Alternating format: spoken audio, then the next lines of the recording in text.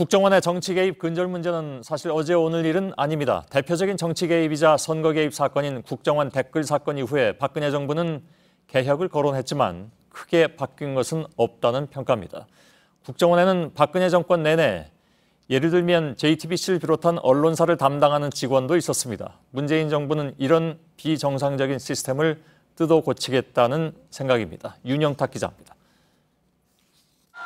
지난 2012년 대선 직전 국가정보원 직원들이 인터넷에서 문재인 당시 후보에 대한 비방 댓글을 달았다는 의혹이 제기됐습니다.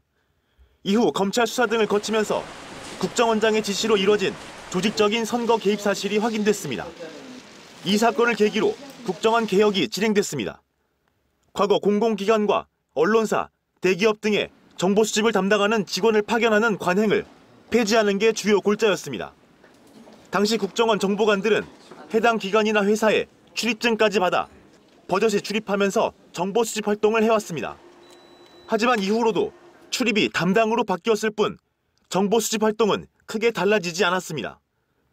최순실 국정농단 사건 이후 국정원의 양승태 대법원장에 대한 사찰 등의 의혹도 불거졌습니다.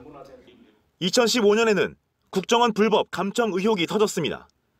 국정원이 이탈리아 업체로부터 해킹 프로그램을 구입해 불법 감청을 했다는 주장이었습니다. 이 업무를 담당했던 직원이 스스로 목숨을 끊으면서 의혹은 더 커졌지만 국정원은 석연치 않은 해명만 되풀이했습니다. 서훈 후보자는 국정원장에 취임하면 정치 개입을 막기 위해서라도 과거 정치 개입 사건을 철저히 조사하겠다는 계획입니다.